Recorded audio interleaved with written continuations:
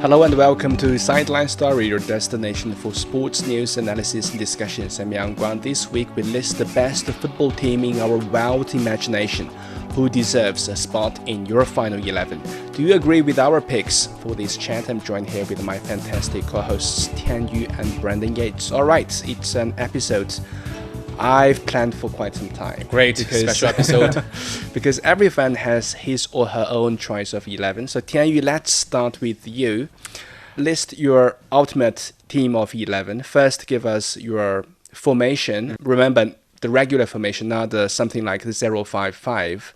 And then list each player on each position. And do me a favor, please don't give me a squad full of Real Madrid players only.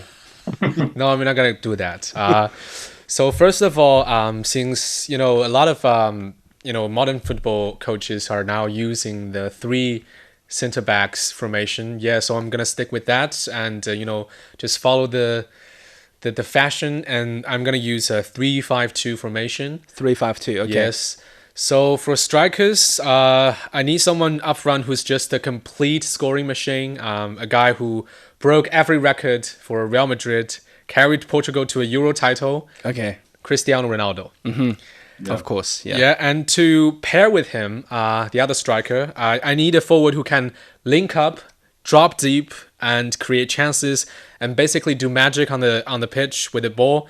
Honestly, people have always dreamed of seeing him to pair with Ronaldo, Lionel Messi. Okay, yeah. In my midfield, I'm going with 5 players. So there's 2 holding mids or defensive ones, and 3 more with attacking-minded players. On the right side of the midfield, I want someone with a legendary right foot. He's known for his curls, his crosses, his passes, and maybe also his face. People underrate him for how hardworking he actually was on the pitch. David Beckham. In the center, I want someone who brings elegance and control because he's a true artist on the pitch, and he can also be someone who just hit a rocket from outside the box. Zidane. Great. Fair enough.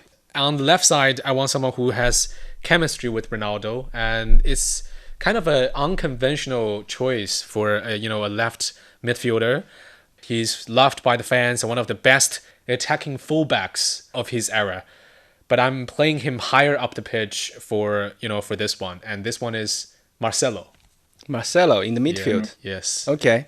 Now for the defensive midfielders, first I need a guy who's basically the brain of the operation. He's going to be super calm under pressure, and he really misplaces a pass, and he can control the tempo from the back line.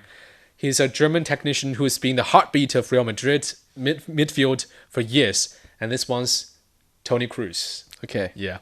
And next to him, I want someone who will do the dirty work. He will cover every blade of grass, make tackles, and just give the team balance. And this one is N'Golo Kante. At the back, I'm going with 3 center backs.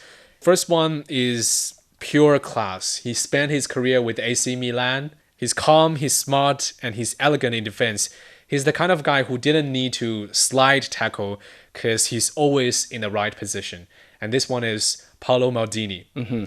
For the one next to him, I want someone who's more aggressive and fearless. He's a real warrior, and he scored one of the most iconic headers. I already know what you're talking about. In Champions League history, yeah. And this one is Sergio Ramos. Mm-hmm. Yeah. And next to him, I need a solid and athletic center back who's once the most expensive defender in the Premier League history. He's strong in the air, and he's quick on his feet and smart with positioning. Rio Ferdinand. Yeah. Oh, okay. Yeah. And I thought it's Virgil van Dijk. Yeah, okay, but Ferdinand. Good choice. Ferdinand. Yeah. And for keepers, this one's a bit emotional here because, there are so many greats out there. Buffon, Courtois, and Neuer. They're all great players in their own right. But my pick is someone who's always been the heart and soul of both Real Madrid and the Spanish national team. He's known as Saint for a reason because he made so many impossible saves and was always calm under pressure. And this one is Iker Casillas. Okay, it's a Yeah. very strong squad. Yeah. Brandon, can you build a even better team to beat this one? I don't think so. I like the way that Tianyu kind of utilized combinations and that sort of thing to go through his team, but I can't when I'm thinking of the greats of all time, I just try and think of the best players individually and the Hmm. best in their position and what they've been able to achieve. So I'm just going to because we've all watched football for many years, so I'm going to try and go with my instincts, and also I don't want to list any players that were greats, but we never really got to watch them, So Mm. I haven't seen much of Pele, I haven't seen much of Maradona, or Lev Yashin, the goalkeeper that was able to be crowned Ballon d'Or. So Yeah. I'm just going to go with kind of players that were, relatively within Active. my generation. Yeah. So I'm just going to go with my the formation that I always play with in FIFA on PlayStation. I'm going to go with the 4-3-3. Just keep Okay. it relatively traditional. And I'm going to start from the back. Hmm. In goal, I agree. Iker Casillas. Someone that I've watched for many years, and I think what he was able to achieve with Real Madrid and just his leadership and his shot stopping abilities and his calm and his level-headedness. I mean, I think he was playing, if I'm not mistaken, playing for Real Madrid already at the age of like 16 as a goalkeeper, which Mm. is ridiculous. I think just in terms of history and legacy, I cannot dispute Iker Casillas. I'm also going to include Sergio Ramos in my back four, but I'm going to put him at right back. I know he spent the bulk of his successful years as a centre back, and I personally prefer him as a centre back, but there's two other centre backs that I cannot ignore. But Sergio Ramos, what a player, what a leader, what a Yeah. personality, what a force. I love watching him play. I loved watching him absolutely batter Messi, who I can't stand Me because too. he Me was too, he was man. he was. I mean, if he did to Messi what he did to him on the field, like in the street, he would be in jail. I mean, some of those tackles were like assault.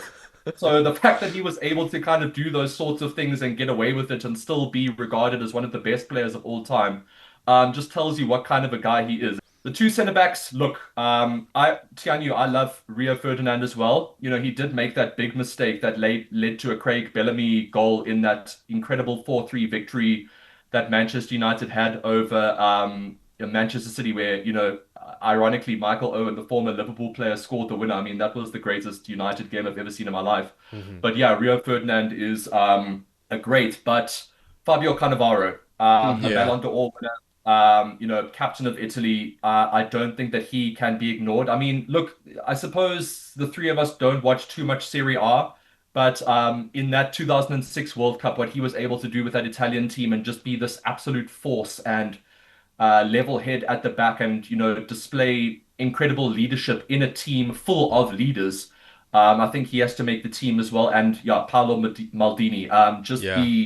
the definition of grace, footballing IQ, defensive abilities. When you hear other attackers speak of Paolo Maldini, I know Ruud van Nistelrooy in a recent podcast conversation with Gary Neville was just saying how, Paolo Maldini, wasn't the most physical presence or, the most athletic player, but just his football IQ and his defensive abilities and his ability to read players.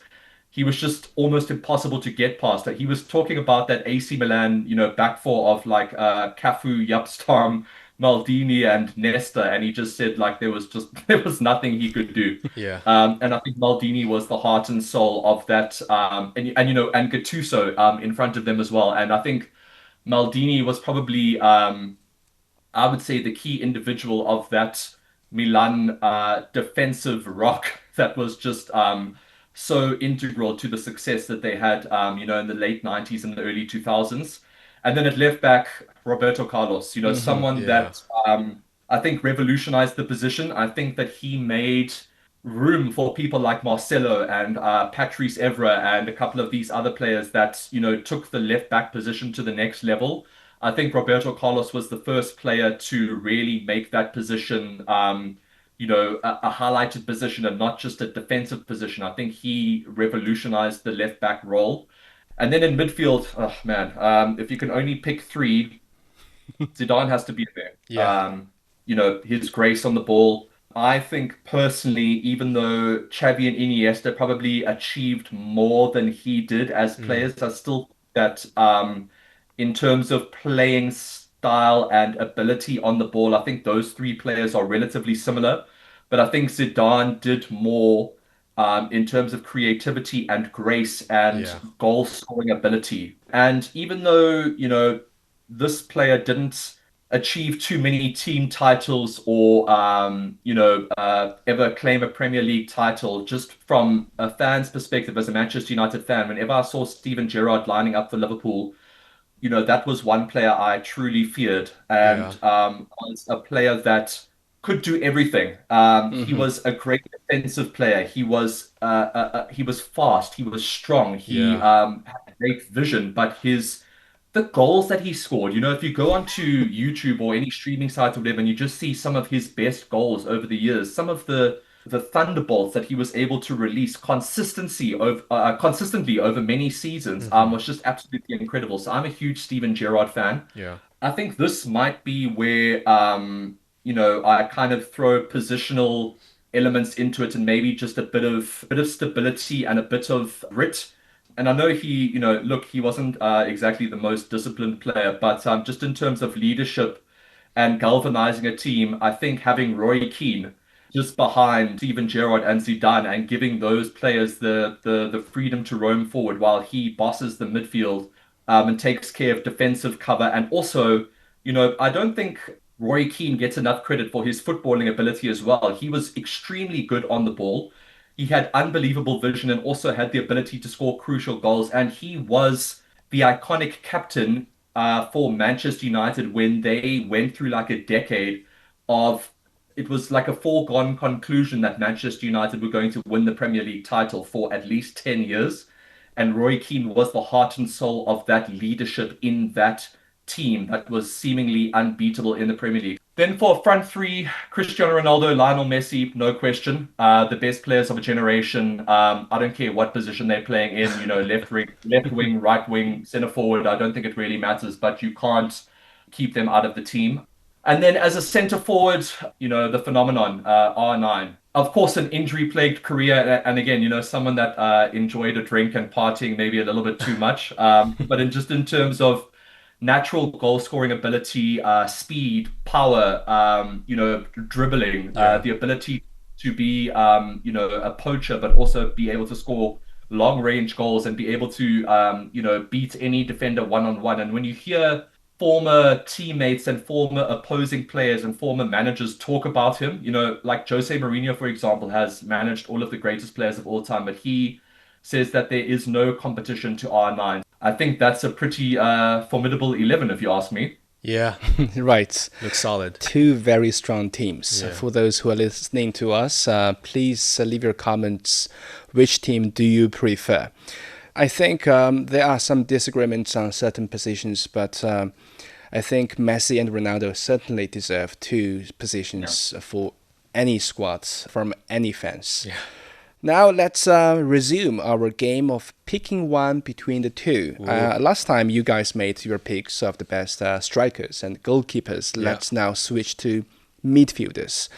Tianyu, let's begin with you. Okay. Which of the following offensive midfielders I list do you prefer? I will constantly give you two and you give me one name.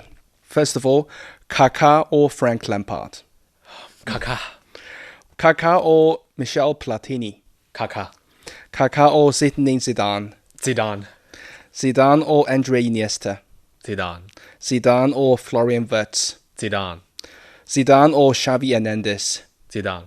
Zidane or Paul Scholes? Zidane. Zidane or Toni Kroos? Zidane. Zidane or Bruno Fernandes? Zidane. Zidane or Luka Modric? Oh, Yeah. I know you will two struggle with this greats. one. But still Zidane.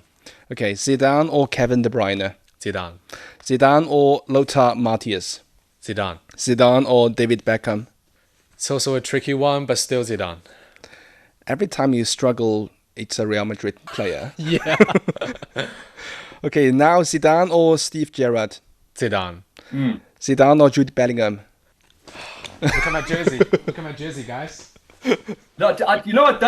That's so crazy. I was just thinking about that now. When I mentioned Roy Keane, I was like, "Ooh, I think Jude Bellingham might enter that conversation in 5 or 10 years' time from now." But at the Yeah. moment, come on, you have to back Zidane Yeah. Come on, he's overtaking him, still right? at his 20s, right? 22? 20. Yeah. So, of course, Zidane. Still Zidane. Yeah. Okay, Zidane or Pavel Nedved?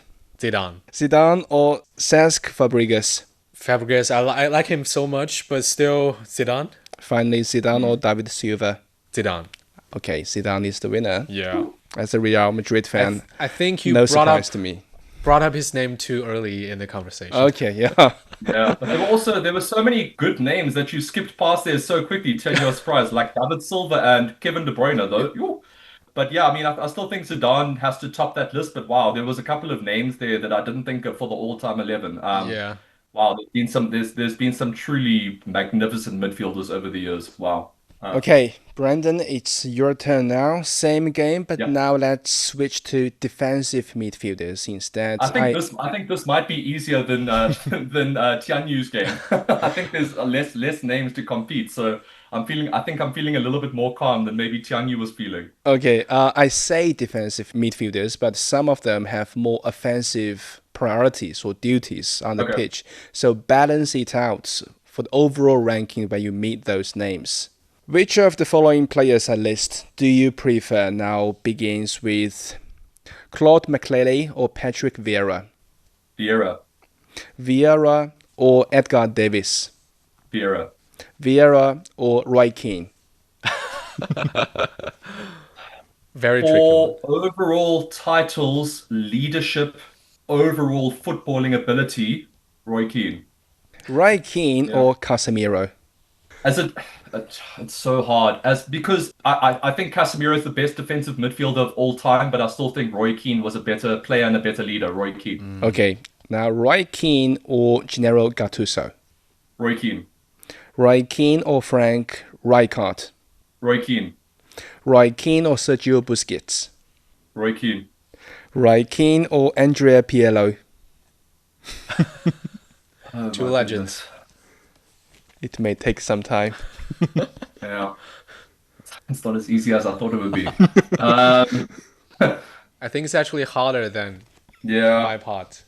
Again, I think Pirlo's definitely the better footballer, definitely the more creative player. So I think in the position for my ultimate team and Yeah. for the role that I would want that player to play, Yeah. I think I would still rather have Roy Keane, to be honest. Okay, Roy Keane it is. So now Roy Keane or Rodri? I can't discount a Ballon d'Or winner. It has to be Rodri. Oh. Oh, Rodri or Xavi Alonso? Rodri. Rodri or Pedri? Rodri. Rodri or Paul Pogba? Paul Pogba's my biggest disappointment, to be honest. Genuinely, I believe this. I think he's the most talented footballer I've ever seen, Yeah. just in terms of natural ability. I think so. I wish he did more for Manchester United, and I'm a huge Paul Pogba fan, even though I still feel like he didn't do right at Manchester United. I don't think it's all his fault, though. But yeah, it still has to be Rodri, but I'm a huge Paul Pogba fan. Rodri or N'Golo Kante? Ballon d'Or winner, I mean, N'Golo Kante is a World Cup winner.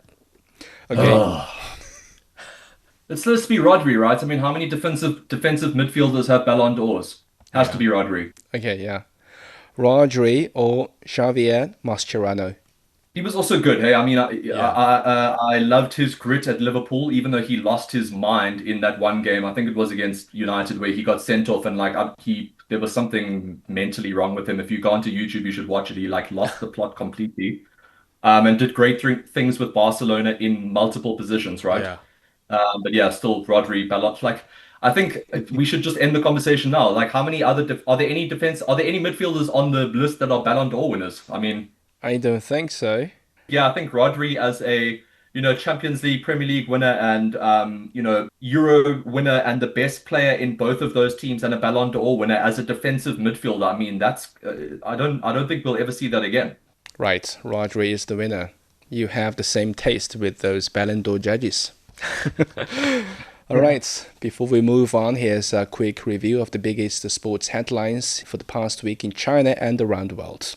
China's Shi Yuqi has claimed the men's singles title at the Badminton World Championships after defeating Thailand's Kunlavut Vititsan in the grueling 3-game final. It's the first world singles trophy for the 29-year-old Chinese shuttler, who rallied past the defending champion 19-21, 21-10, 21-18.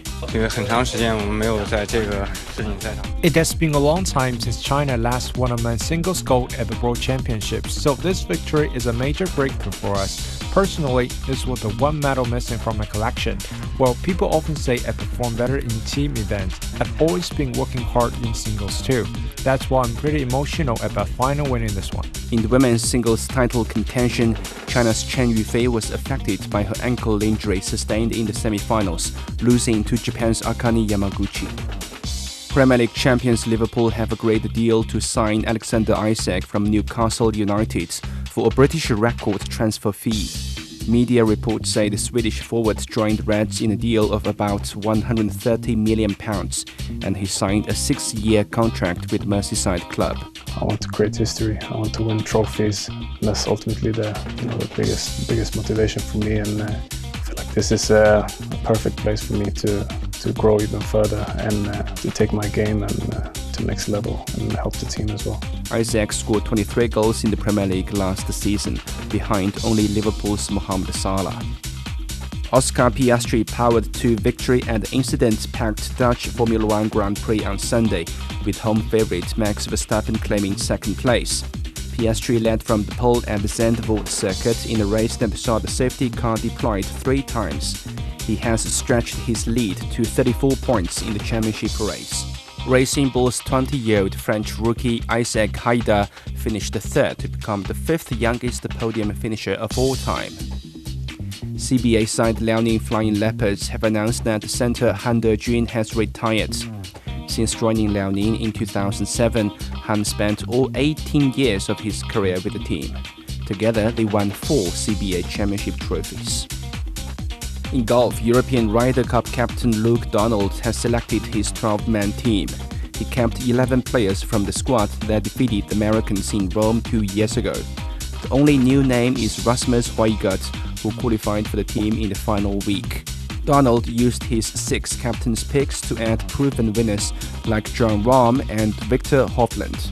And I think team culture is really important. Do these guys understand what representing the flag of the Ryder Cup really means? And there's many things that go into it. I couldn't be happier with the 12 that we have. The team now has to Bethpage Black in New York. Welcome back. Now let's make a wild imagination and an ultimate assumption. Just imagine the European teams would have their best players throughout history. They can all be gathered up, like Bayern Munich would have the likes of Robert Lewandowski, Arjen Robben, Franz Beckenbauer, Oliver Kahn, Bastian Schweinsteiger. It's a dream team for me. Now, Tianyu, if European powerhouses can field such squads, assembling the greatest of all time in club history, but only using players during their specific tenure at the club. For example, Sporting Lisbon can only get the young version of Cristiano Ronaldo, not the superstar version at Real Madrid. Yeah. And all these teams are competing. Which team is winning the Champions League? Well, I think that's a fun but tricky one because, honestly, I don't think just gathering the greatest players of your club's history necessarily guarantees you the best team because football isn't just about the star power. It's more about connection, making chemistries, and we've seen that before because just taking England's golden generation as example because they've had Gerrard and Lampard, both world-class players, but they just couldn't click together on the pitch. That being said, if we're looking at a club that can bring its best lineup in history and actually function like a team, Real Madrid will be a top contender. Oh, really? If not the favorite. I already know what you're going to say. When you said, that being said.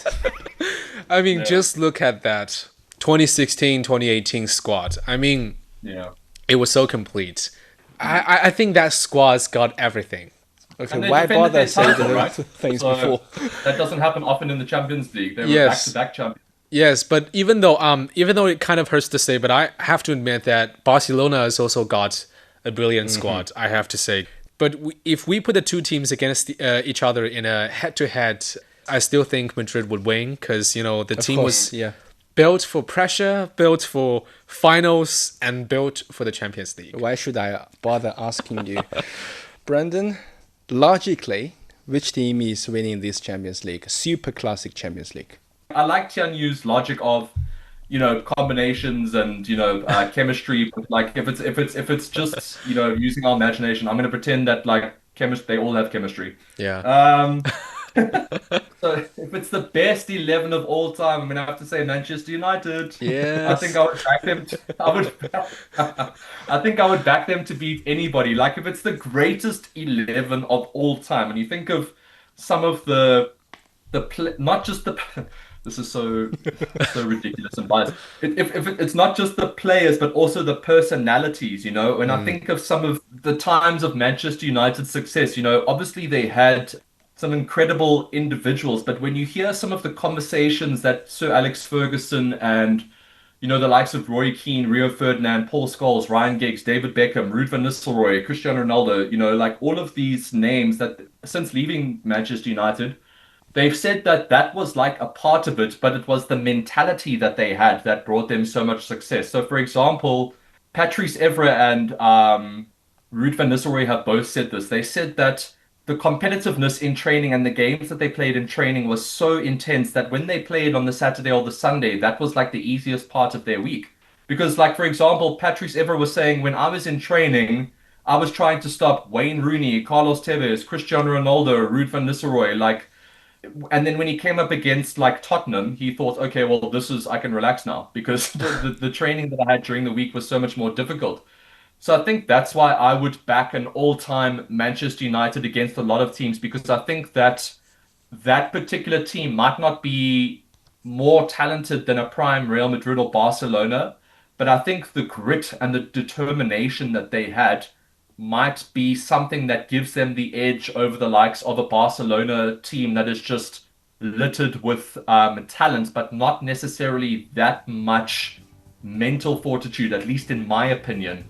Pity is that they cannot play together, Yeah. so we can see the difference. I guess that's a question we can never find the answer to. With that, we end this episode of Sideline Story. Thank you so much for joining us. Subscribe to Sideline Story and leave your comments wherever you listen to podcasts. For more information, you can also check our website at radio.cgtn.com. Until next time, stay on the sidelines with us.